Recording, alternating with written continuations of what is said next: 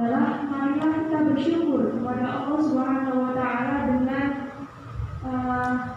sebanyak-banyak syukur. Alhamdulillahirabbil alamin atas segala nikmat, atas segala karunia yang Allah kasih kepada kita semua. Yang pada hari ini nikmat kesehatan adalah nikmat yang paling utama di masa pandemi ini, gitu. Dan tidak terkecuali dengan nikmat-nikmat lain yang Allah kasih, yang kita tidak akan bisa menghitungnya, gitu ya. Yang bisa kita lakukan apa? Yang bisa kita lakukan adalah bersyukur selalu kepada Allah Subhanahu wa taala. Salawat dan salam marilah terus-menerus kita sanjung-sanjungkan kepada beliau. Beliau merupakan revolusioner. Beliau merupakan sebaik-baik figur kepemimpinan, figur terbaik pedagang, kemudian figur kepala keluarga yang terbaik pula. Beliau merupakan khairul bashar atau sering kita sebut sebagai sebaik-baik manusia. Siapakah beliau? Beliau merupakan Rasulullah Muhammad Shallallahu Alaihi Wasallam, yang dengan ajaran yang beliau bawa di Islam rahmatan lil alamin, kita dapat menikmati indahnya Islam pada saat ini, menikmati indahnya kehidupan dengan menjalankan syariat-syariat agama Islam, gitu. Dan alhamdulillah pula berkesempatan untuk kesini di malam hari adalah suatu kehormatan bagi saya untuk bertemu dengan teman-teman MTS Muhammadiyah 5 Payaman.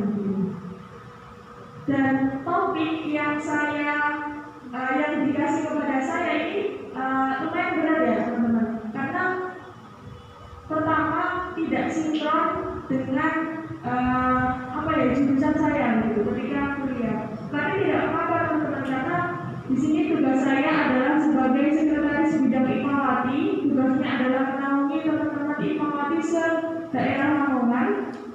Jadi siapapun yang ingin atau yang ingin mengundang bidang Imawati, maka insya Allah dengan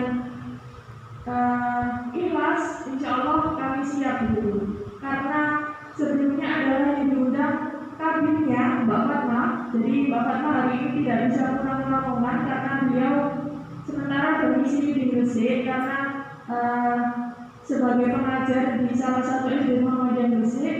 Maka yang mewakili adalah saya, sekretaris bidangnya Mbak Fatma, seperti itu. Perkenalan dulu ya teman-teman. Ada yang pernah ini ketemu saya sebelumnya? Tidak ada ya? Tidak ada? Jadi nama saya tertera di sana Ainur Ayun, biasanya teman-teman panggil Ayun gitu. Di pimpinan daerah IPM Lamongan saya menjabat sebagai sekretaris bidang Imawati. Jadi ketika periode yang lalu ketuai oleh Mas Irfan, itu saya juga masuk setengah periode di pimpinan daerah. Kemudian hari ini atau periode ini juga masuk di pimpinan daerah lagi sebagai sekretaris bidang, gitu. Jadi alhamdulillah masih Allah kasih untuk bernaung di dalam Ikatan Pelajar Muhammadiyah khususnya di Lamongan, gitu. Dan tema yang hari ini kita pelajari bersama adalah mengenal sistem kewarganegaraan dalam pandangan fikih dan medis. Maka nanti harapan saya adalah teman-teman kemudian menyimak, kemudian apabila ada kesalahan gitu dari saya, karena ini jujur ya teman-teman, karena sebelumnya saya belajar betul soal sistem kewarganegaraan, dan alhamdulillah di beberapa bulan yang lalu saya melakukan riset tentang sistem reproduksi baik laki-laki maupun perempuan. Kemudian saya buat konten di salah satu Instagramnya BEM Kementerian Sosial Masyarakat Universitas Airlangga gitu. Jadi alhamdulillah masih relate, masih berhubungan dengan apa yang saya lakukan di BEM UNER gitu. Jadi next. Nah, ini biodata singkat saya teman-teman, barangkali teman-teman ingin mengenal saya lebih jauh gitu. Tadi sudah disebutkan oleh moderator, nama saya Nur Rahim, lahir di Lamongan 19 Maret 2002, masih muda, masih baru lulus SMA kemarin, tapi orang-orang ketika melihat saya itu seperti semester berapa gitu, seperti semester tua gitu ya. Padahal saya baru lulus kemarin gitu, baru lulus di angkatan Corona, angkatan 2020, dan ketika masuk perkuliahan juga belum merasakan bangku perkuliahan secara online gitu. Maka teman-teman di sini ketika saya menyampaikan materi, nanti apabila ada pertanyaan langsung saja diajukan, angkat tangan, dan tidak usah malu-malu, karena hitungannya kita masih sepantaran teman-teman. Saya masih seumuran teman-teman, tapi kelihatannya saja kalau tua gitu ya, padahal umurnya masih 19 tahun begitu, baru lulus SMA kemarin. Kemudian ini riwayat organisasi saya di IPM. Saya dari lahir di Desa Dorungu, Sukadadi. Dari kecil juga saya ikut IPM di ranting desa. Kemudian lanjutkan di ranting FDS Muhammadiyah 20 Mango. Kalau teman-teman tahu di Sukadadi, sekolahnya itu di daerah selatan. Jadi karena Mango itu selatan, bagian selatannya di Sukadadi, maka agak tidak terkenal setelah itu. Tapi sebuah kebanggaan bagi saya ketika berasal dari sekolah yang benar-benar berada di pedesaan dan di pojok, tetapi kebanggaan tersendiri bagi saya bisa kesini, kemudian bisa menjalin hubungan dengan baik kepada teman-teman Imamati khususnya se-Kabupaten Lamongan. Kemudian saya lanjutkan sebagai sekretaris umum di pimpinan cabang IPM Sukadadi di periode yang lalu 2017-2019, dan periode ini masih juga diamanai sebagai ketua umum di IPM Sukadadi. Dan hari ini pula menjadi sekretaris bidang Imamati PDKM Lamongan. Ini sebenarnya biodata lama teman-teman, belum saya cantumkan yang di PDKM Lamongan. Kemudian riwayat organisasi yang IPM, jadi saya juga mengikuti organisasi di kampus, ada organisasi IMF, Ikatan Mahasiswa Muhammadiyah. Kemudian saya juga pernah berada di lingkungan pondok, walaupun tidak pondok secara berhak atau terusan, tapi saya pernah merasakan bagaimana lingkungan di pondok gitu, di pondok pesantren Al Qudus. Kemudian melanjutkan di perkuliahan juga masih mengikuti organisasi, mengikuti HIMA atau himpunan mahasiswa jurusan itu di Bahasa dan Sastra Indonesia Universitas Erlangga. Kemudian juga mengikuti di Kementerian Sosial Masyarakat dan UNER gitu. Nah, ini yang paling relate sama materi kita pada malam hari ini teman-teman. Karena saya mengikuti Kementerian Sosial Masyarakat yang menaungi soal sosial dan kemasyarakatan, maka yang saya sampaikan tadi, saya pernah melakukan riset kecil-kecilan begitu. Kemudian saya buat konten di salah satu Instagramnya dalam naungan UNER. Kemudian saya mengangkat topik kesehatan reproduksi remaja, dan alhamdulillah hari ini saya akan kembali materi-materi itu. Itu biodata singkat soal saya agar kita saling mengenal. Kemudian ketika nanti teman-teman bertemu saya di jalan atau di acara-acara lain bisa bersama dengan baik, gitu ya teman-teman. Oke, lanjut Pak. Nah, pertama teman-teman, yang perlu kita ketahui juga menjadi pertanyaan, sebenarnya perempuan ini kan berasal Imamati ya.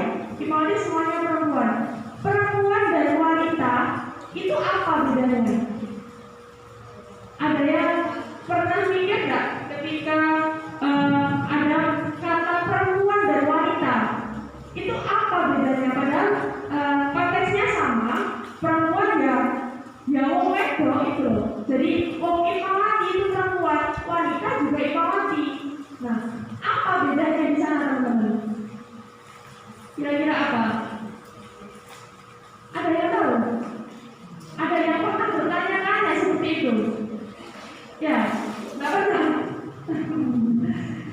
Jadi apa sebenarnya bedanya perempuan dan wanita? Kalau teman-teman ingat ketika biasanya di dalam berita-berita isu-isu selalu membahas soal hari perempuan apa hari wanita. Hari perempuan sedunia apa hari wanita sedunia? Apa? Perempuan. Yakin? Hari perempuan sedunia. Kenapa perempuan?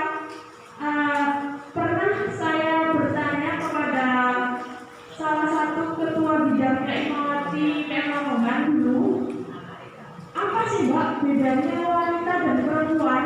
Konteksnya kan sama ya teman-teman, konteksnya sama, jenis kelaminnya sama, tapi kenapa ada perbedaan dalam penyebutan? Maka dijawab seperti ini, ketika perempuan itu orang-orang yang belum memiliki karir, belum menghasilkan uang, belum memiliki pekerjaan yang tetap, belum dewasa dan sebagainya, itu ternyata seperti itu dari perspektif singkat salah satu teman-teman saya itu. Jadi perempuan itu katanya dia belum memiliki penghasilan tetap, dia belum bisa dibilang belum berkeluarga dan sebagainya. Berbeda dengan wanita, wanita biasanya identik dengan sosialita, orang-orang yang sudah memiliki pekerjaan tetap atau penghasilan tetap dan sebagainya. Itu. Maka di sini ketika teman-teman melakukan riset tentang perbedaan perempuan dan wanita, sebenarnya saya dan teman-teman di Imawati semua itu masuk dalam kategori apa kira-kira?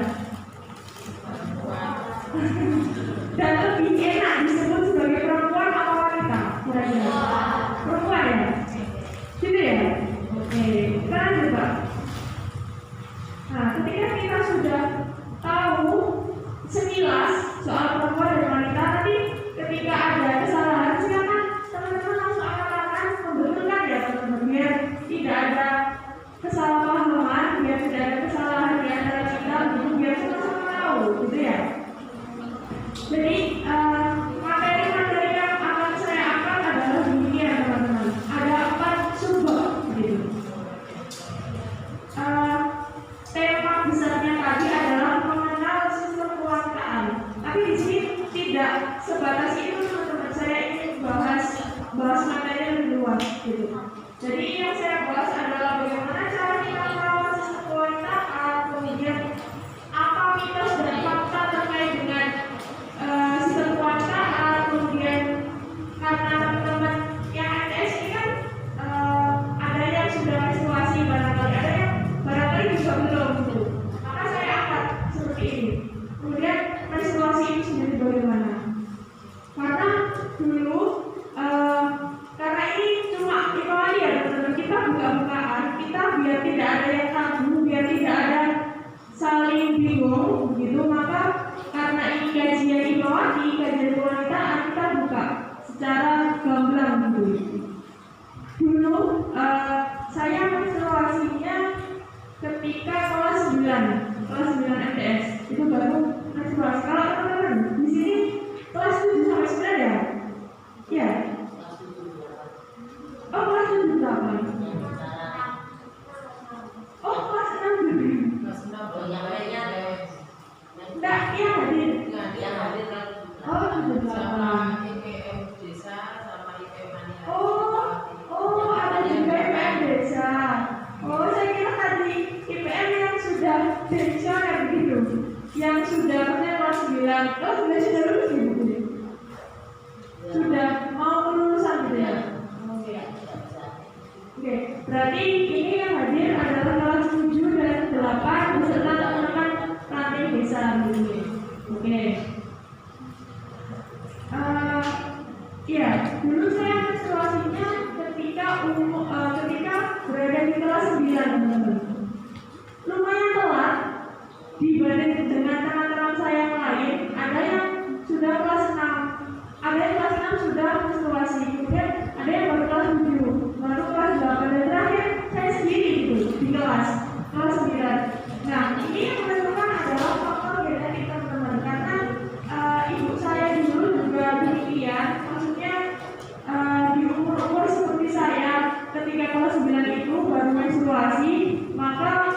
bisa ditarik benang merahnya, bisa menjadi saya juga menstruasinya lama gitu, maksudnya lambat ketika baru kelas 9. Tapi tidak masalah teman-teman, ketika teman-teman di sini barangkali ada yang kelas 8 belum menstruasi atau kelas 7 juga sudah menstruasi, tidak menjadi masalah gitu. Nanti kita bahas soal menstruasi di sebab menstruasi itu sendiri nanti.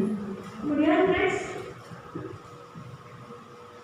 Nah, merawat sistem kewanitaan ini yang paling penting untuk kita pelajari, karena teman-teman di sini kan masih awal ya, maksudnya masih kelas 7, kelas 8, masih awal dalam masa pubertas begitu, masa peralihan dari teman-teman ketika SD atau ketika anak-anak menjadi remaja, menjadi siswa madrasah sanawiyah begitu. Maka ini yang perlu teman-teman ketahui sejak awal begitu. Kemudian selanjutnya ini saya sertakan beberapa cara agar sistem kewanitaan kita itu tidak sakit, maksudnya tidak terus terserang penyakit dan sebagainya. Maka ini yang pertama adalah minum air putih yang cukup. Mengapa air putih? Mengapa bukan susu, bukan soda, bukan minuman-minuman lain yang memiliki sari buah-buahan dan sebagainya? Mengapa air putih?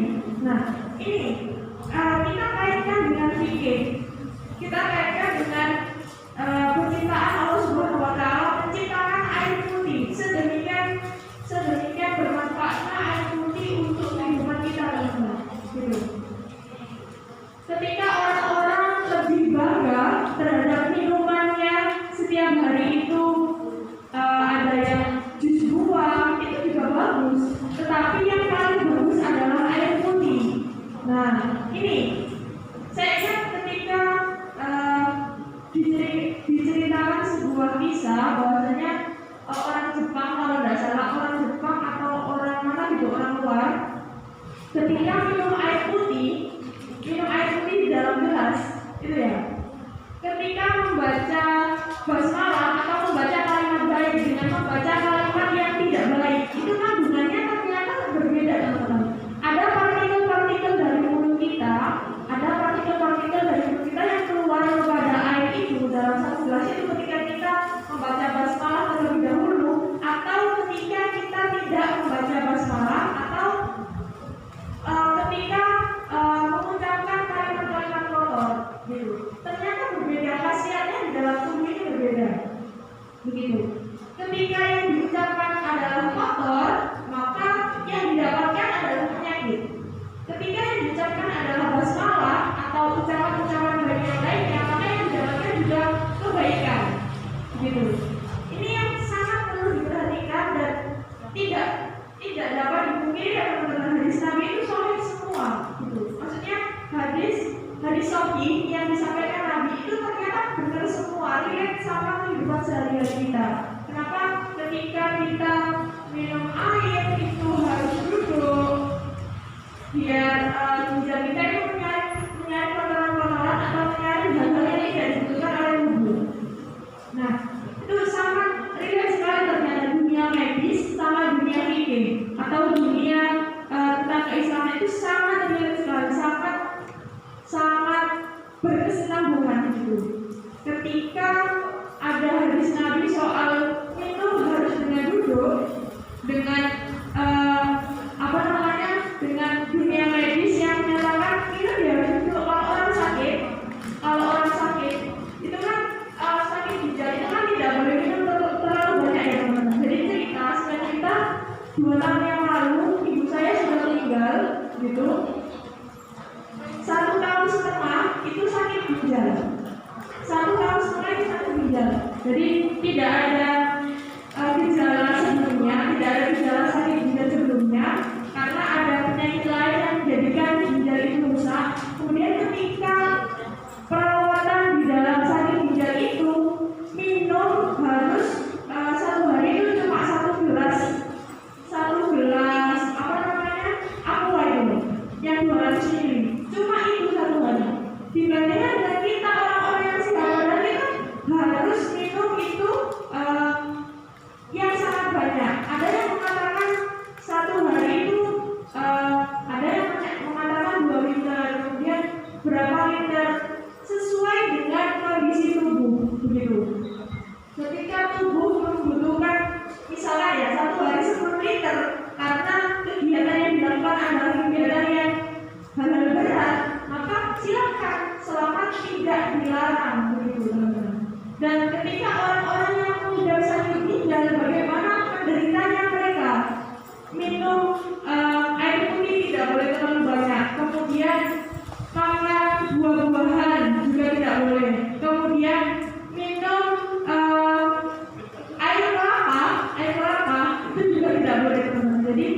Sungguh luar biasanya kita ketika diberikan oleh Allah nikmat kesehatan gitu.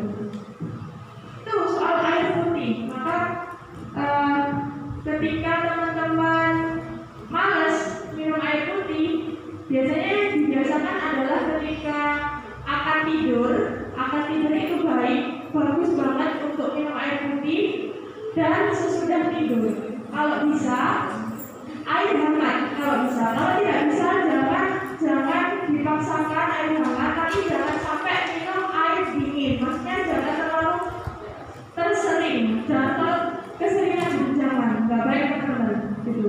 Yang baik adalah air putih biasa, kemudian diminum secara rutin. Maksudnya ketika teman-teman jangan sampai dehidrasi dulu, jangan sampai terlalu melak dulu baru diminum gitu ya. Oke, itu soal air putih. Kemudian makan dengan gizi seimbang. Nah, makan dengan gizi seimbang ini yang perlu diperhatikan pula, karena kita sebelum pandemi kita sekolah ada jajannya itu nggak tepat teman-teman. Jajannya itu sembarangan dan sebagainya, biar ciki-ciki, kemudian sosis yang tidak higienis itu teman-teman makan. Maka yang terjadi apa? Sedikit demi sedikit ya, hal-hal yang tidak dibutuhkan oleh tubuh itu menumpuk teman-teman pada diri kita. Maka yang perlu kita hindari adalah tidak makan makanan yang sembarangan, atau dalam kata lain makan makanan yang dengan gizi seimbang. Ini sangat penting bagi manusia, terkhusus pada wanita. Wanita itu kan rentan ya dengan penyakit. Banyak banget penyakit-penyakit yang terjadi pada wanita seperti kanker. Kanker itu bukan hanya kanker satu tok, tapi banyak banget kanker. Ada kanker payudara, kanker rahim, kemudian bisa jadi kanker darah dan sebagainya. Itu yang bisa menjadikan apa? Ya dari makanan kita sehari-hari gitu. Jadi kita berikan gizi-gizi seimbang. Kalau teman-teman misalkan tidak suka sayur ya, atau suka buah-buahan kok, ya wes makan buah-buahan yang banyak gitu.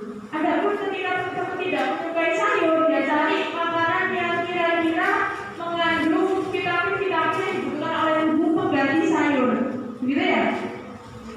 Kemudian berolahraga secara rutin. Ini yang paling susah bagi saya untuk dilakukan sehari-hari, karena dengan berbagai aktivitas sejak pagi, apalagi pandemi ya teman-teman, sejak pagi hingga malam hingga pagi lagi itu madepnya cuma laptop, berhadapan dengan laptop saja.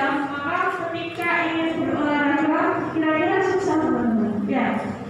Apakah teman-teman di sini juga merasakan demikian ketika tidak melaksanakan kegiatan di luar, susah menyemangati diri untuk berolahraga gitu ya, susah ya. Nah, itu yang perlu kita perhatikan sebenarnya. Cuman tidak bisa dipungkiri, itu emang kegiatan yang menurut saya benar-benar susah, benar-benar membutuhkan kesemangatan yang lebih gitu. Tapi tenang saja teman-teman, karena kita umat Islam melaksanakan sholat itu 5 waktu sehari, dalam sehari itu yang baru yang wajib, belum yang sunnah, belum lagi ketika kita tahajud misalkan atau duha. Nah, hal-hal demikian yang tidak menjadi kebiasaan kita, tidak menjadi kewajiban kita, itu sebenarnya perlu dibiasakan. Misalkan sebelum teman-teman sekolah, berangkat sekolah duha dulu 2 rakaat minimal, atau teman-teman bisa menyempatkan 12 rakaat silahkan gitu ya. Atau di sini ada kegiatan sholat duha diwajibkan begitu. Nah, itu kesempatan teman-teman untuk sholat duha di rumah terlebih dahulu sebelum berangkat ke sekolah. Jam berapa masuk sekolah? Jam 7 ya? Jam 7. Karena waktu duha itu sebelum jam 7 sudah boleh, maka silakan teman-teman sholat duha dulu. Ini kan rumahnya tidak jauh-jauh ya, rumahnya kan sekitar Payaman aja ya. Jadi silakan teman-teman sebelum berangkat ke sekolah, biar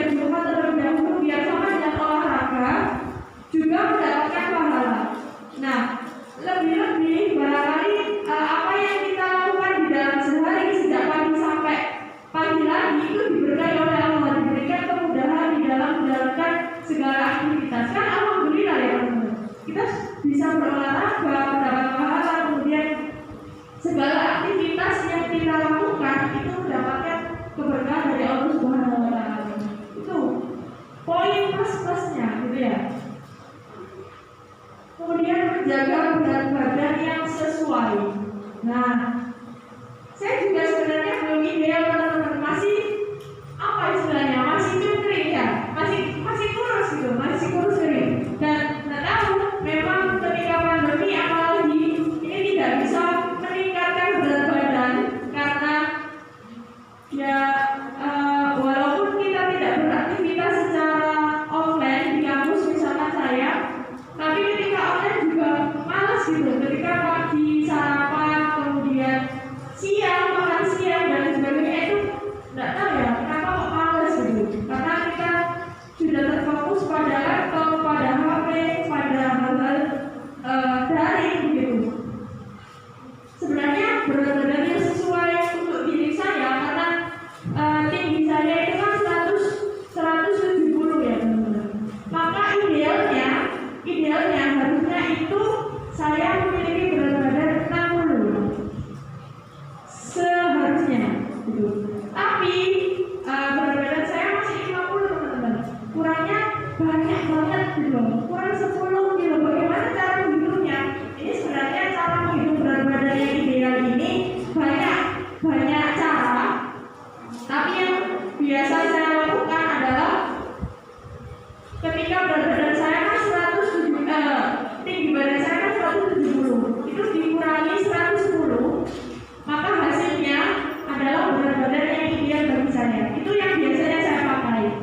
Tapi silakan teman-teman melakukan cara-cara lain untuk menghitung berat badan karena tidak cuma satu, banyak penelitian, banyak juga riset-riset soal bagaimana berat badan ideal. Silakan dicoba dihitung berapa berat badan ideal teman-teman biar tubuhnya sehat, bugar, kemudian melakukan aktivitas itu tanpa ada malas, gitu ya. Dan berat badan yang melebihi dari batas ideal itu biasanya rentan terserang penyakit, kemudian rentan bermalas-malasan, gitu ya. Ini saya lihat badannya alhamdulillah mendekati ideal semua, walaupun beberapa ada yang kurus seperti saya gitu. Ada yang barangkali lebih ideal tapi cuma sedikit gitu. Tapi tetap teman-teman kita syukuri gitu. Tidak boleh body shaming. Apa itu body shaming? Apa itu? Mengejek, ya benar, mengejek body ya, atau mengejek tubuh teman yang lain. Apa kalau kurus gitu? Apa kalau ya jangan begitu teman-teman. Ini karunia yang Allah kasih gitu ya. Gak boleh di jelek-jelekkan atau dibully begitu. Silakan teman-teman dicek berat badan idealnya yang sesuai dengan yang saya sarankan tadi. Tinggi badan dikurangi dengan 110, kemudian hasilnya adalah berat badan ideal teman-teman. Silakan dicoba, silakan diterapkan di dalam kehidupan sehari-hari bagaimana cara mengkonsumsi gizi yang baik, mengkonsumsi makanan yang bergizi baik, gitu ya. Oke. Selanjutnya menjaga stres. Nah, menjaga stres ini sulit teman-teman ketika berada di dalam situasi pandemi. Satu tahun lepas, pada hari ini 1 tahun lepas saya melakukan kegiatan secara daring, gitu. Tekanan, stres kan artinya tekanan teman-teman. Jadi tekanan yang ada ketika kelas atau kuliah, gitu, atau kegiatan-kegiatan lain juga tidak dapat dipungkiri kita punya tingkat tekanan masing-masing, punya tingkat stres masing-masing teman-teman. Bisa teman-teman bayangkan ini sempat sekolah online, atau selalu online, sempat ada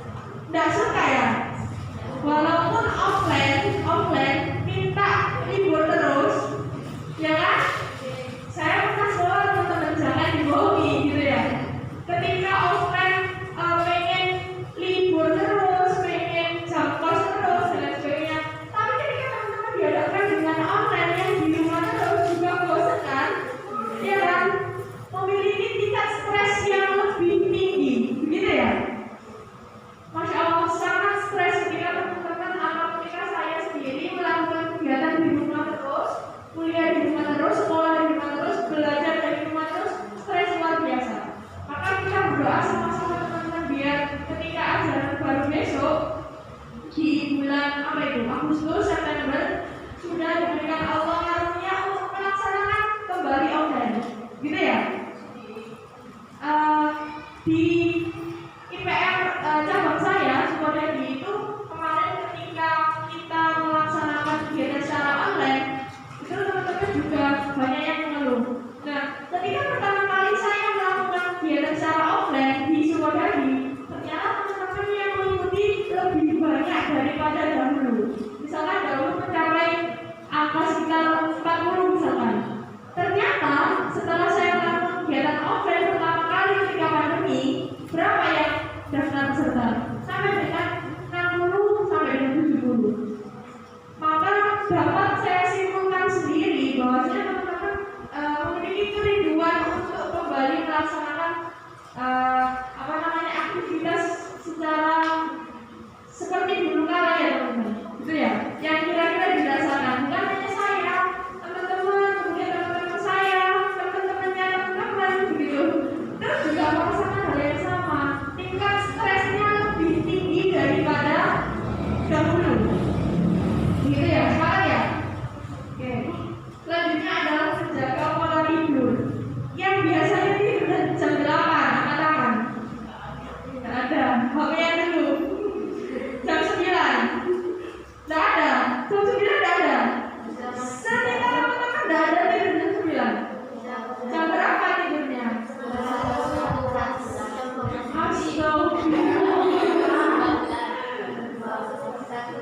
Minimal jam 10. Jam 10 tidak ada. Jam 11 minimal. Astagfirullah, pola tidur yang tidak bagus. Jadi kok saya dulu ketika berada di bangku MTS, kira-kira kok tidurku jam 9, jam 10 ya teman-teman. Kok teman-teman minimal jam 11? Ada apa ini sebenarnya gitu? Ada apa sebenarnya? Apakah HP ini mempengaruhi sebegitu besar pengaruhnya? HP? Iya. Berarti memang benar sih teman-teman, karena HP ini kan memiliki pengaruh ya baik, ya buruk, negatif, positif, tidak bisa dipungkiri oleh kita semua. Ternyata teman-teman semua ini minimal tidurnya jam 11. Nah, ini pola tidur yang menurut saya kurang efektif teman-teman. Bangunnya jam berapa? Jam 4? Jam 5? Setengah 5? Subuh? Ada subuh? Ya, alhamdulillah kalau masih bisa bangun di adzan subuh. Kalau sudah tidur jam 11 malam, 12 malam, bangunnya jam 6 pagi atau menjelang sekolah. Ini yang menjadi PR besar bagi kita sebagai pelajar Muhammadiyah, sebagai pelajar Islam, pelajar Muhammadiyah khususnya. Masa kita tidur jam 11 tetapi tidak menerima konsekuensi. Konsekuensinya apa? Ketika subuh ya ngantuk, teman-teman, gitu ya. Karena kesehatan menyarankan 8 jam kita tidur di malam hari itu, atau dalam sehari semalam kita dianjurkan untuk tidur 8 jam. Kira-kira jam 11 sampai dengan jam 4 itu berapa jam? Jam 11 ya? 12, 1, 2, 3, 4, 5 jam. Nah, kalau teman-teman tidur jam 9 misalkan, tapi iya sih sekarang itu susah ya ketika kita cari orang-orang yang tidur di jam 9. Atau bahkan jam 9 itu malah keluar rumah, tidurnya dibalik. Apalagi teman-teman online, teman-teman kuliah online, sekolah online, tidurnya itu ketika Zoom teman-teman. Ini betul yang saya ketahui dari teman-teman saya, maksudnya teman-teman laki-laki ya, yang paling sering. Kalau malam dibuat ngopi sampai pagi, sampai subuh. Habis itu sholat subuh sampai zuhur, tidur. Zoom, HP atau laptop itu cuma disetel, cuma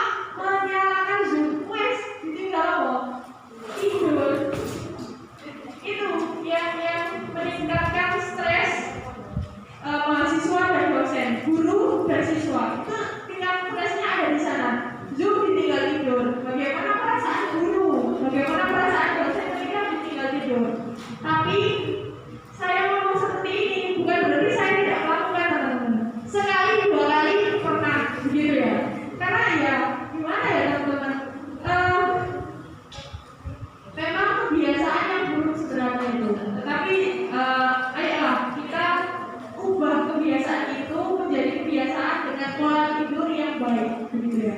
Ini nanti sampai jam berapa, Pak? Sampai jam? Tak terbatas? Jam 11? Biasanya acara seperti ini biasanya acara apa? Kalau nggak kerja di Melati? Oh, sampai jam 8? Mulainya? Oh, habis maghrib. Oke. Nih, saya mau cerita aja ya. Yang terakhir, tidak merokok.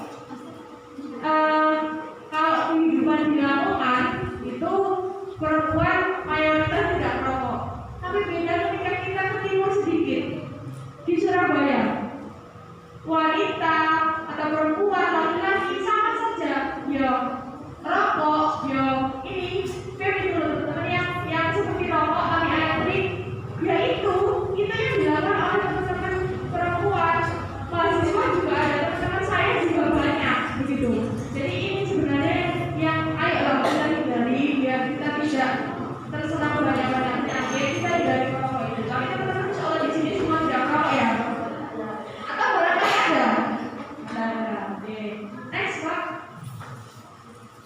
Ini tips merawat diri saat menstruasi. Maaf ya, saya mau tanya yang sudah menstruasi angkat tangan. Oh mayoritas. Yang belum kelas 7? Oh ya. Jangan berkecil hati, ya adik-adik jangan berkecil hati ketika belum menstruasi karena teman-teman ini masih di dalam masa-masa awal-awal pubertas, masa awal-awal menuju remaja ibu. Ingat saya menstruasi kelas 9. Karena teman-teman di sini kelas 8 mayoritas sudah menstruasi, kelas 7 beberapa ada yang belum, maka tidak apa-apa ditunggu saja. Maka ada masa di mana teman-teman semua akan menstruasi karena kita wanita ya teman-teman.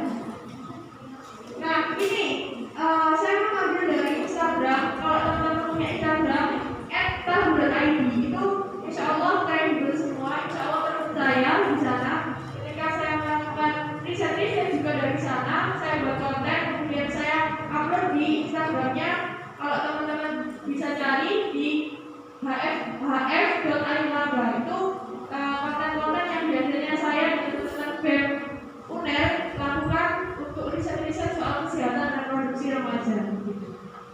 Ini yang pertama, mandi dengan air hangat. Karena kondisi suhu kita soal mandi besar dan lain sebagainya. Gitu ya, ada khusus gitu ya Bu.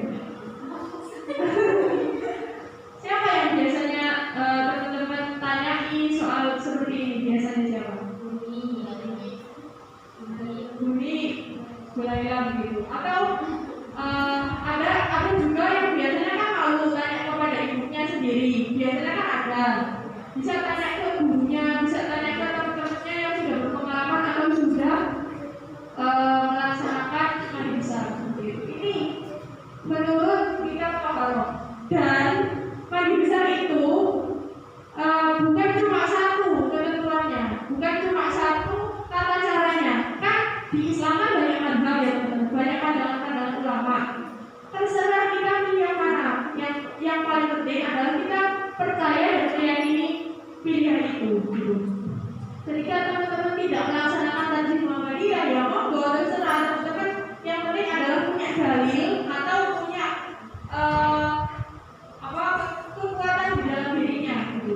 Saya melakukan ini dengan dalil ini dan sebagainya. Maka ketika teman-teman mengikuti tajwid Muhammadiyah, silakan dihafalkan atau kalau sering lupa bawa kertas kecil itu ke kamar mandi, ditempelkan ketika ingin mandi besar, dibaca ketika langkah demi langkah gitu. Oke, yang pertama mencuci kedua tangan dengan niat ikhlas karena Allah. Mencuci tangan dengan niat karena ikhlas, niat ikhlas karena Allah kan biasanya basmalah gitu ya. Seperti kita mencuci tangan ketika wudhu gitu.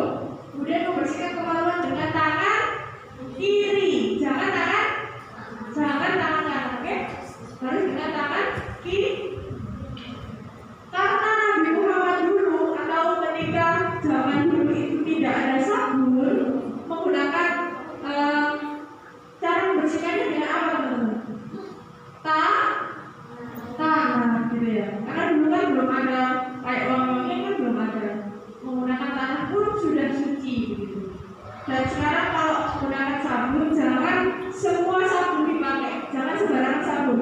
Ada itu sabun tertentu untuk sabun kemaluan ada sendiri. Cuman teman-teman lebih amannya sih biasanya orang-orang pakai sabun bayi biasanya ya.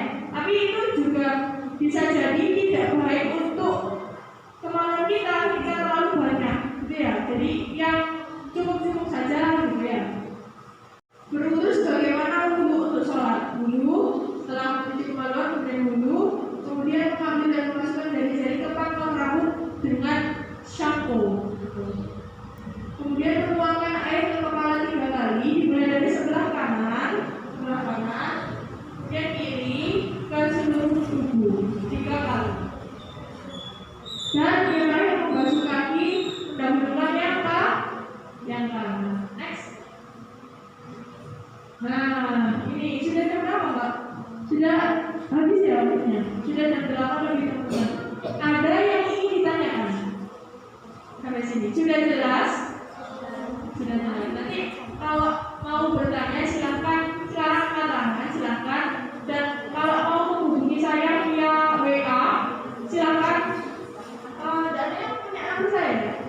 Kalau teman-teman pengen tanya, kemudian pengen ngobrol-ngobrol, silahkan via WA. Insya Allah ketika luang akan saya bahas, bisa dicatat. Kalau teman-teman butuh ya, kalau nggak butuh nggak apa-apa, dicatat. 083 821 025 229. Jadi kalau teman-teman pengen tanya materi tentang hari ini atau pengen minta PPT dan sebagainya, silakan teman-teman japri dengan menyatakan nama dan dari ADS Muhammadiyah Imam Mayaman. Biar kita tahu kira-kira teman-teman gitu ya. Kalau sekarang tidak ada pertanyaan, saya cukupkan ya. Oke?